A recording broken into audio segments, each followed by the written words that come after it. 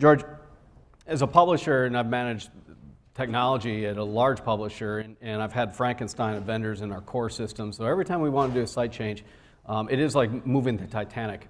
Has this standard, through the process of viewability, created a market of vendors, and we have, what, 15 accredited now? We have more on the docket, I believe. How do we handle this when it comes to the accreditation process? Was the standard too low? How do we move forward on working with all the vendors out there? Difficult question. First of all, I have to say that I'm not surprised there are that many vendors. Probably about 4 years ago, or between 3 and 4 years ago, we had huge trade associations in our business announce that they're going to move the industry to viewable impressions. It was the first 3MS principle, widely publicized. And now we're all looking at each other wondering why we have so many vendors that have moved to serve that need. Had that ever happened before? Had the 4As, the ANA, and the IAB ever got together and said, we're going to do something? Well, that was the first time it happened. So the other thing is that you have a number of vendors out there, and there have been several mentioned today, that actually have really good tools at measuring viewability. And I think it would be patently illegal for me to put them out of business. We do determine who's accredited, and we've set some pretty rigorous standards. I mean, I think a lot of people that are asking me about the standard and whether it's rigorous enough were sitting across the table from me a year and a half ago arguing, why am I writing the standard I'm putting too much into it. So I think that we've tried to draw a powerful line about measuring viewability, and we're trying to improve the vendors, we're trying to reconcile issuing guidance.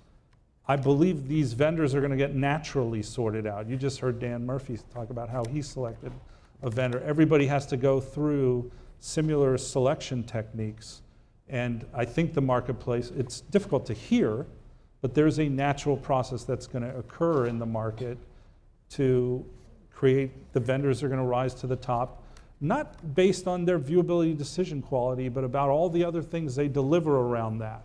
One of the earliest things that we told these vendors was, it's not going to be about how well you measure viewability. It might be how complete you do, number one. And number two, it's going to be what you can tell publishers and advertisers about the circumstances surrounding that. What was the person doing right before? What does the content look like on the page when that became viewable, not viewable? The intelligence you can deliver, that's what's going to rise you to the surface. So I think these things are naturally going to happen. I don't think, another thing is we hear from our CPAs who do a lot of work in this area that there might be 100 viewability vendors out there worldwide, 100. Yeah. So in that context, 15 accredited isn't so big. Isn't so much, right. Next question, Joe. Hi, Joe. Hi, Scott. I had a soccer coach when I was a kid who always told me to give 110%. Is GroupM's stance on 100% viewability, is that a motivation tactic? Is there any sort of reconciliation or leeway that you've been giving sellers on this topic? Or is it really just a hard and fast rule that you guys are using, it's 100% or nothing? We're very flexible. We're happy to work with anyone who'd be willing to give 110%. We talked a lot about the evolution of measurement, right?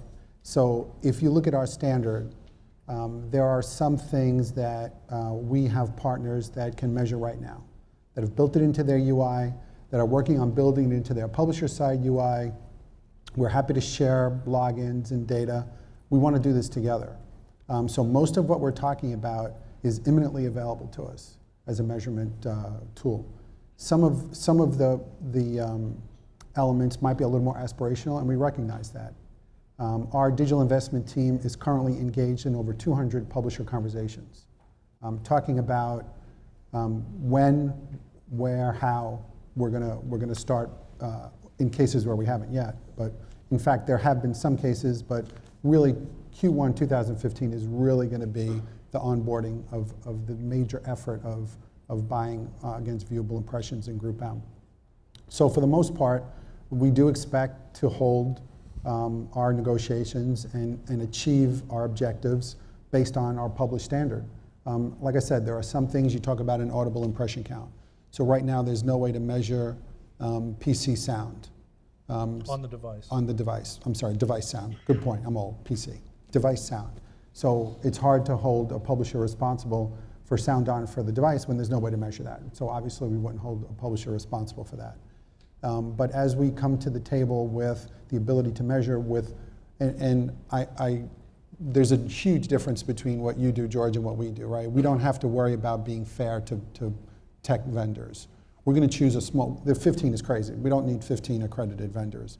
If you look at third-party ad serving, the entire industry in this country comes down to basically 2 major players, and I don't know how many accredited impression counters there are, but it's many more than 2, right? So we're going to work with a very small number of companies that people like James and Dan can feel confident in. We'll have the numbers, they'll have the numbers, we'll compare numbers, we'll reconcile, and we'll move forward as an industry. None of this is about gaining an unfair advantage. All of this is about changing the face on our client.